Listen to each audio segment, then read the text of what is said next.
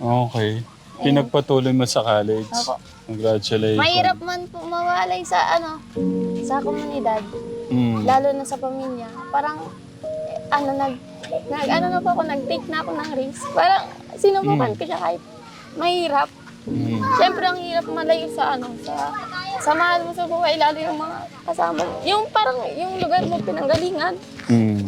Yung doon po kasi sa bayan ngayon, parang ang ingay, ang polusyon, tapos hirap pa. Marami ka pang mga taong nakakasalamuha. Yun po. Tapos parang kaya pag may bakante po talaga akong oras, nag-aano po talaga ako na umuwi dito sa amin kasi parang dito po ako nagkakaroon ng kapayapaan.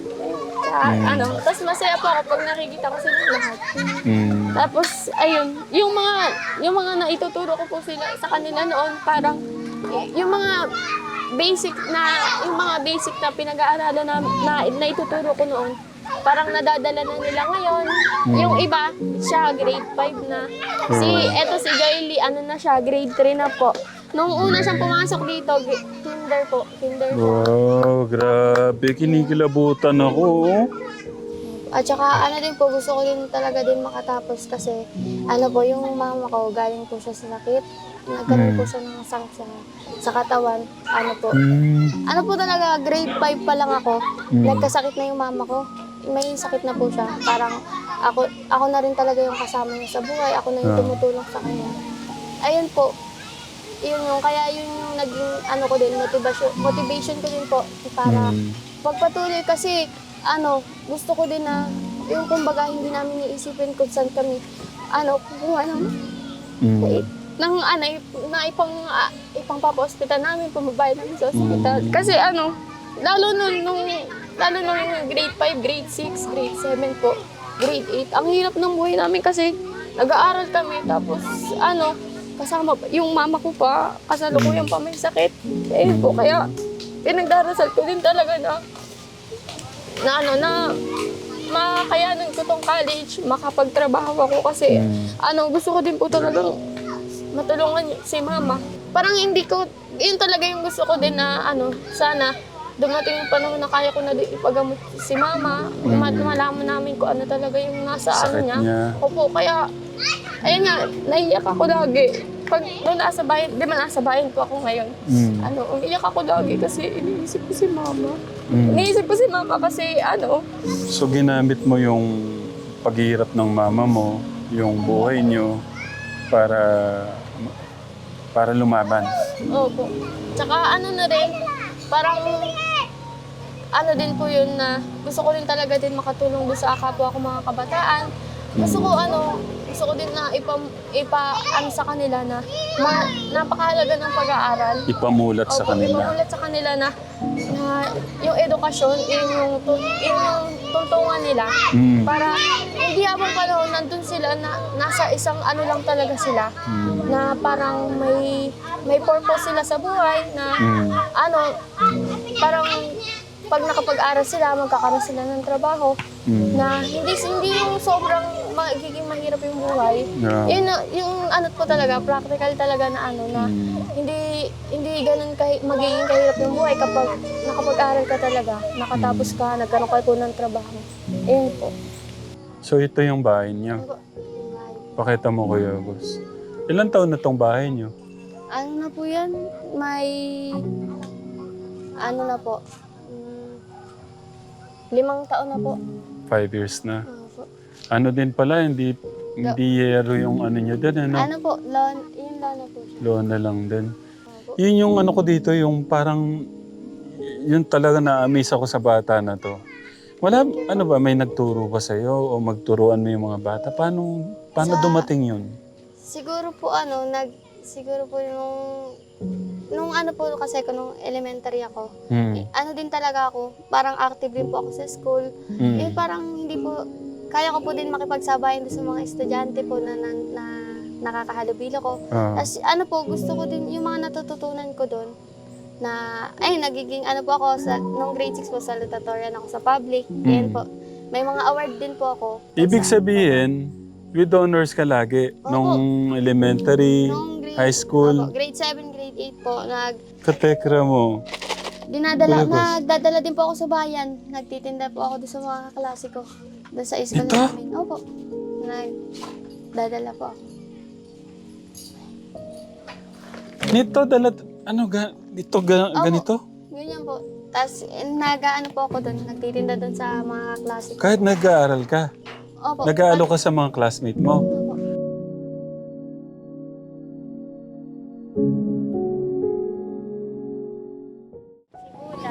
Kilala mo si ate? Oh. Sino po yung mga kasamaan mo na natuturuan ni ate?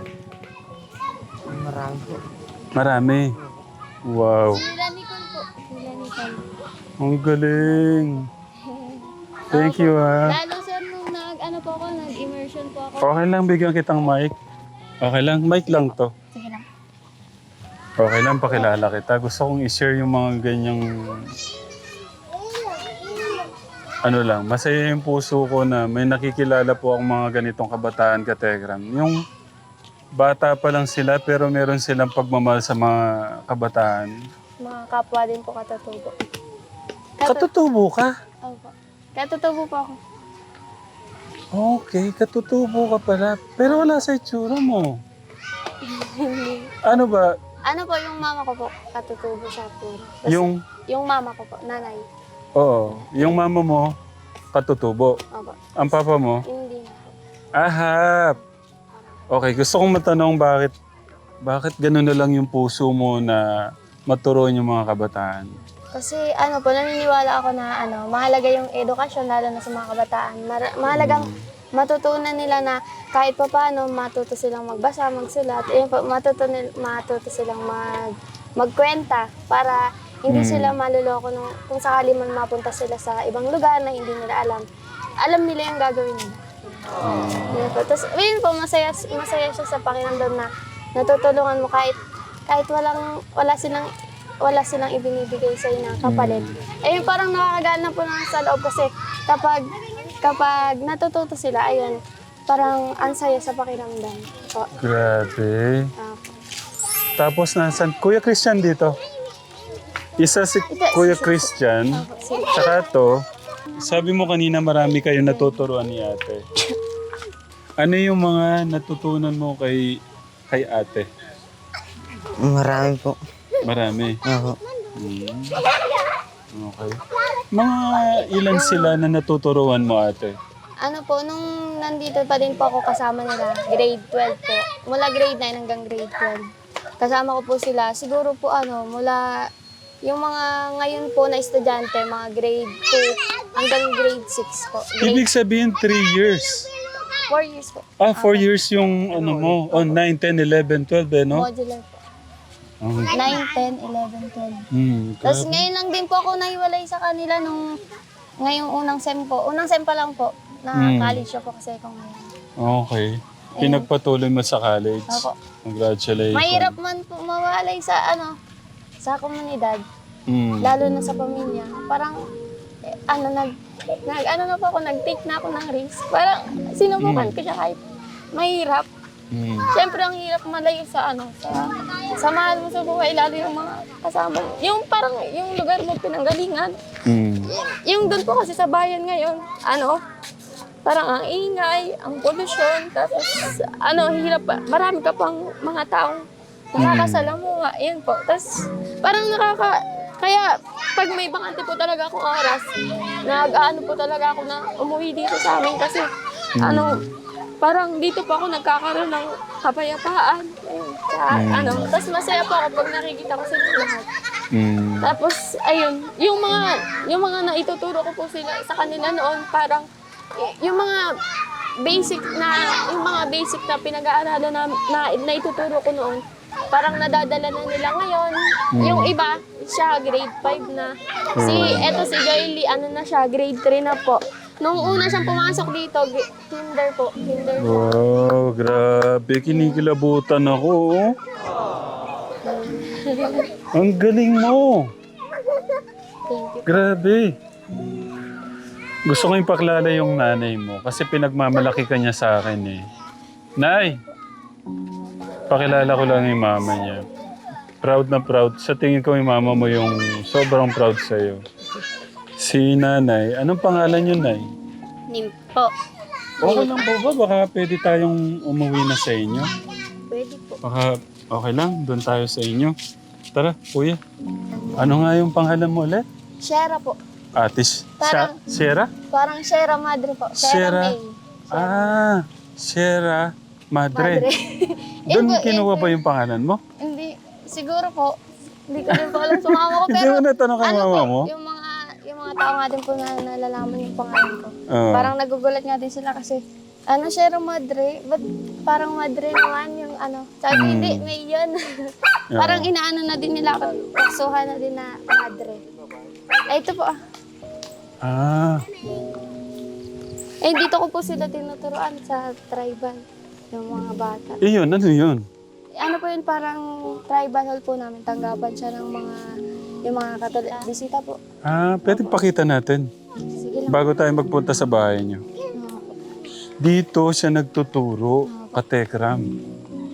For your, ilang ano na ba? Wala po nung nag-pandemic po. Wala pa din. Ibig sabihin, 5 years na. Oh, nung August po, hindi na po kasi di ba nag-umpisa na po ako mag-aral. Mm. Tapos, yan po, siguro mga 4.5 years po.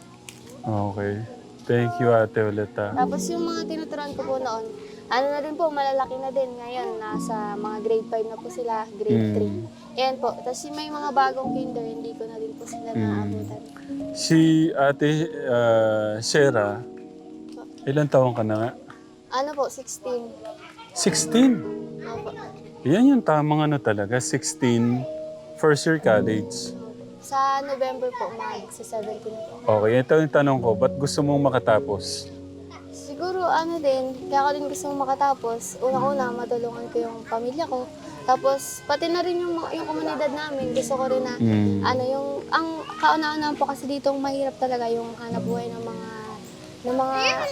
kalalakihan po. Na parang nag-aano sila sa gubat, gano'n. Tapos gusto ko pong, kaya ko po gusto makapagtapos, makapag-aral kasi, gusto ko pong maano sila ng mga trabaho. Yung hindi nila kailangan pumunta sa gubat para kasi po yung mga ang hanap buhay po nila dito yung pagbubungkawi, yung pagbubuo po.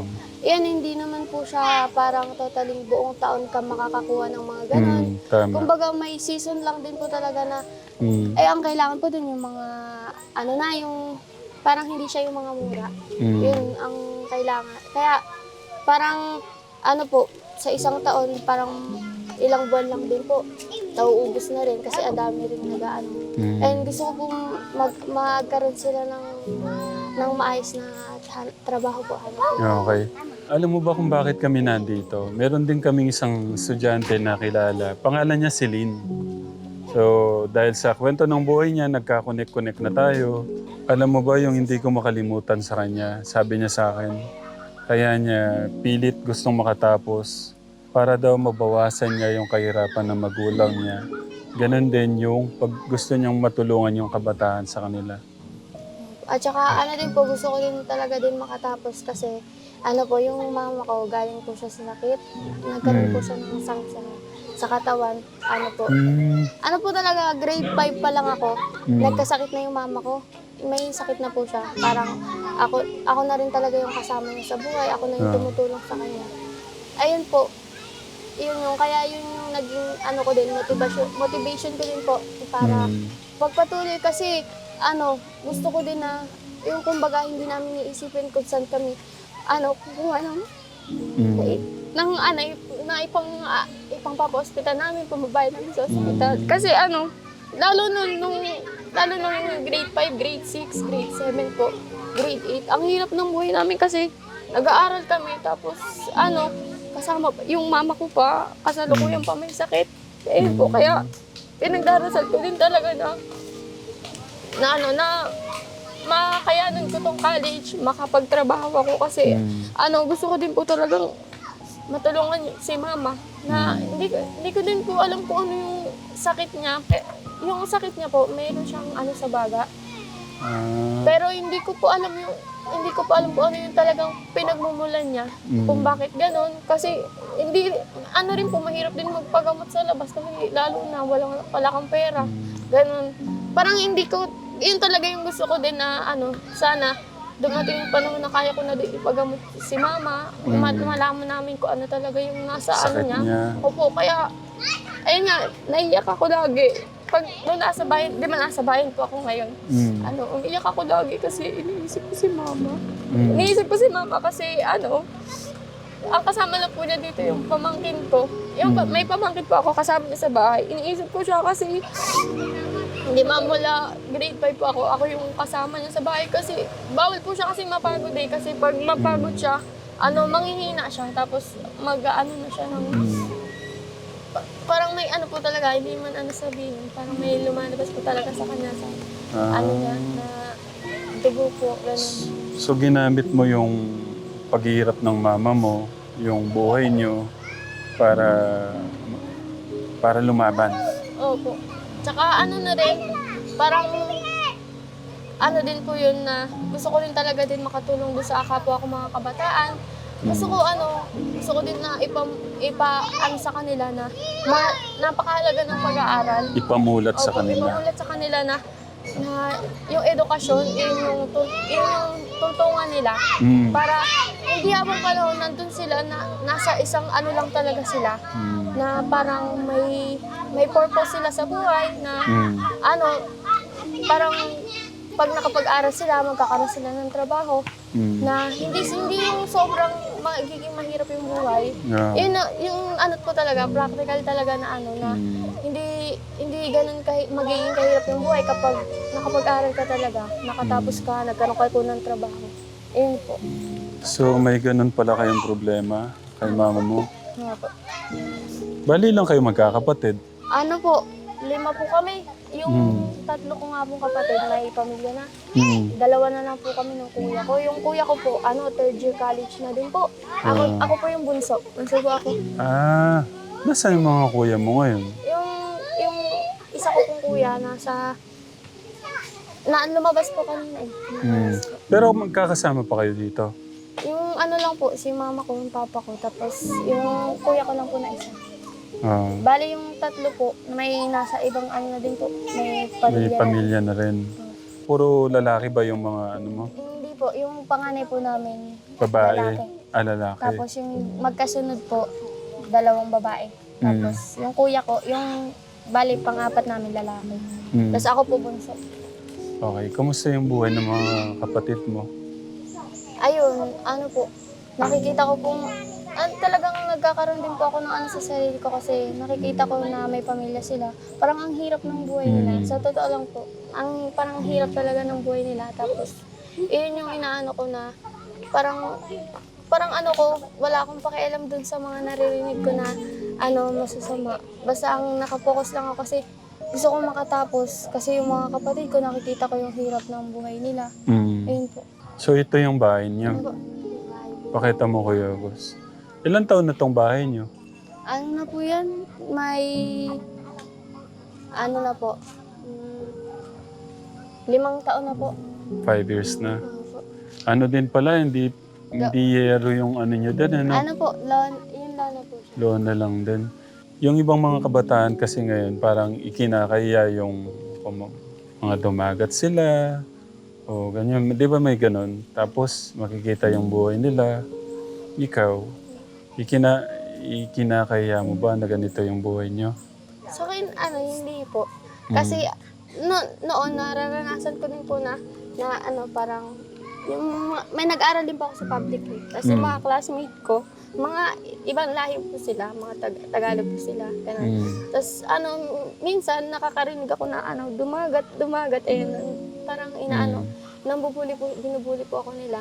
Tapos noon dati, naisip ko na ba't kaya ako dumagat? Ganun. Parang inaano ko din po. Pero habang tumatagal po, Kakaisip ka na? Opo, nakakaisip ako na nare-realize ko na, ba't ko ikakahiya yung lahi ko eh? Dito naman talaga ako nagmula. At saka, masaya din naman po sa puso na parang wala kang inaano sa sarili mo na inililihim po sa ibang tao na katutubo ka, ganun. Hindi naman po sa akin, hindi po sa akin yan na katutubo ako. Mas proud pa nga po ako kasi, kasi ngayon po, lalo ngayon na may ako, college na ako. Parang hindi naman po nagiging hadlang sa akin yung pagiging katutubo ko. Iyon pa yung nagiging, yung motivasyon ko, yung nagpapatatag sa akin na, natibayan ko yung loob ko kasi, marami din na, marami na magmamahal sa akin, lalo mga kabataan na katutubo. Anong maipapayo mo sa mga kabataan ngayon? Especially yung mga kabataan na kaedad mo. Sa akin, ang maipapayo ko po sa mga kabataan na katulad ko, huwag po kayong titigil mangarap kasi yung pangarap libre. Tapos yung pangarap nyo na yun, yung goal nyo na yun, magkaroon kayo ng goal na na parang samahan nyo din po ng gawa. Yun. Kasi kung mangangarap ka lang na hindi mo naman sasabayan ng gawa, parang wala lang din. Pero ayan, yung katulad ko na katutubo po, na kabataan din, ayun yung magpatuloy po sa buhay, kahit anong nangyayari sa buhay, laban lang po, tsaka syempre dasal din po sa Panginoon, tapos tiwala din sa sarili, tiwala sa kakayahan.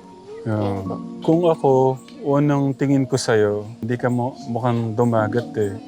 Sa din po sa amin, dito din sa namin, minsan nakakaranas din po ako ng na hindi naman daw po ako katutubo, gano'n. Pero sa akin naman, kahit may ganon. madalas sa amin. Okay, sinasabihin ka, hindi ka naman Oo, katutubo. kasi hindi ka naman mukhang ganda-ganda mo, tapos yung mga katutubo, parang ang nila, hindi naman sa parang kakaiba daw ako sa kanila. Pero sa akin, hindi naman parang wala na lang, hindi ko na sila kasi kung papatulan ko naman sila, wala din naman mangyayari. Pero kung alam ko naman sa sarili ko na hindi totoo yun, hindi na lang din po ako nagpapapekto. Yeah. Ayun, kasi kung papatulan ko sila, parang wala lang din po. Bali, saan ka nag-aaral? Sa Novaliches po, sa bayan. Sa bayan lang nito. Siyempre po, dito talaga ako. Tapos ngayon lang ako, first time ko lang po nalayo rin dito sa amin. Pamilya mo? Lalo din sa komunidad namin. Unang beses ko lang po nalayo. Kaya parang po talaga ako. Malayo ba yung mga kabataan dito sa bundok, doon sa Kapatagan? Medyo po. Halos hindi naman medyo malayo dito ka, Tegram. Pero inaano ko lang, meron mong pagkakaiba yung kabataan dito tsaka doon? Opo.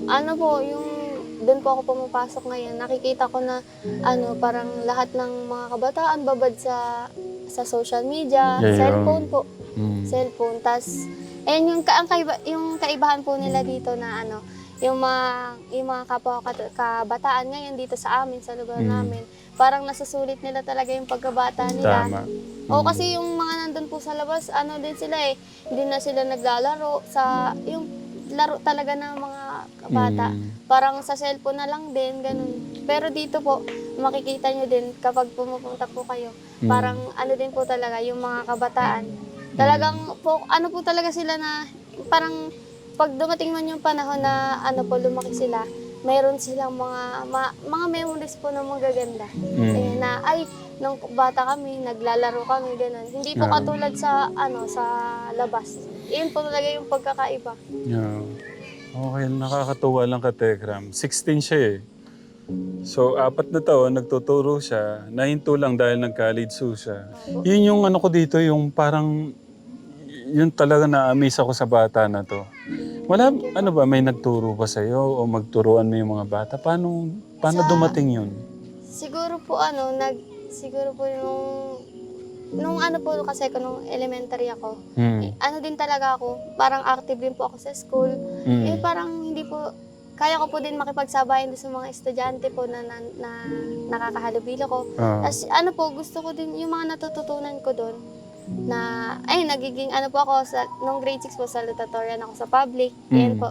May mga award din po ako. Ibig sabihin, with honors ka lagi? Nung elementary, high school? Grade 7, grade 8 po, na 95 po yung ebidensya.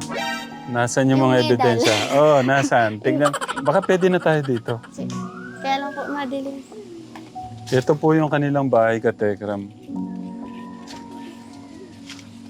Nagpapakulo. Okay lang kami pumasok? Sige po, pasok po kayo. Kuya Gus, dito. Pasok tayo sa bahay nila. Ah. Okay din. Malinis din. Parang magpapakapoy pa si nanay. Naginit yata ng tubig. Opo.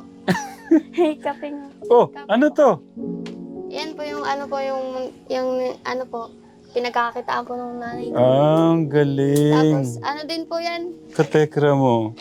nagdadala din po ako sa bayan. Nagtitinda po ako doon sa mga kaklase ko. Doon sa school Ito? namin. Opo. Nagdadala po ako. Nito, ganito? Ganyan po. Tapos nag-ano po ako doon, nagtitinda doon sa mga kaklase ko. Kahit nag-aaral ka, Opo. nag-aalo ka sa mga classmate mo. Opo.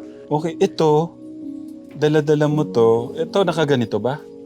Opo. O naka-plastic? Mayroon din po siyang plastic kasi po ito kay mama ko po. Tapos ako po, So, ganito din po kadami. Pina-plastic ko lang din po.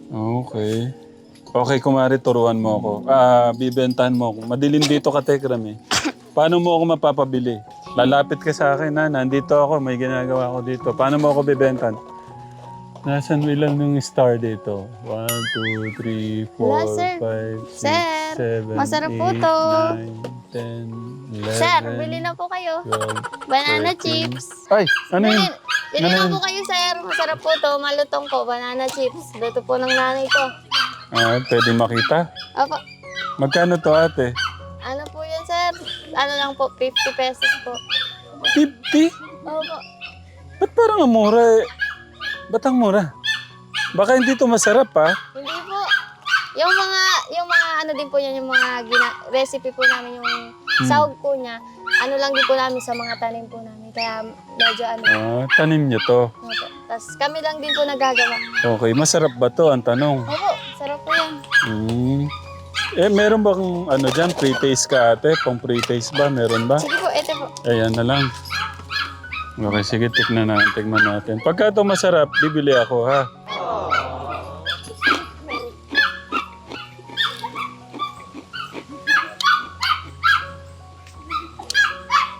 Parang di masarap.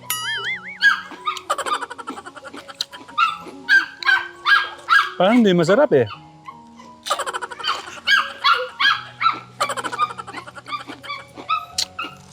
Good daw. Hindi siya masarap.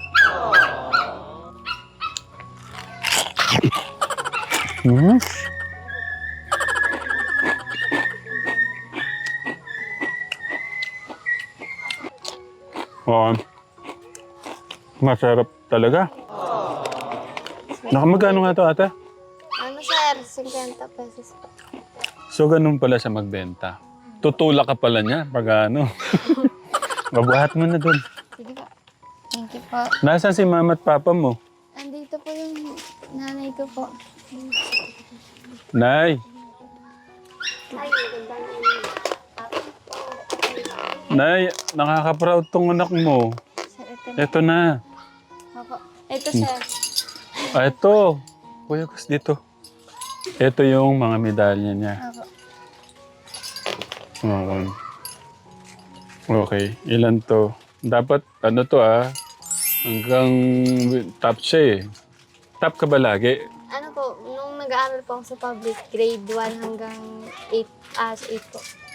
Yung iba po, nung lumipat po kami ng bahay, naiwan na din po. Sa katagalan. Ang mahirap lang dito ka Tekram, wala talaga silang ilaw. Madilim. Okay. Diyan na muna yung medalya. Ito, tignan nga natin. Ay, panalo. Grabe naman to. Ito po yung may honor po ako nung dura dito. With honors. Anong year to? Grade. 2021, 2022? Grade 10. Mga certificate. Ito po. Yung mga certificate ko po. Oh. Hindi, nakaka-proud lang kay ate. Maganda na, matalino pa. Congratulations. Thank you, sir. Nasaan si nanay? Nay, dito muna nay. Okay lang, makilala ho muna kayo. Ito si nanay.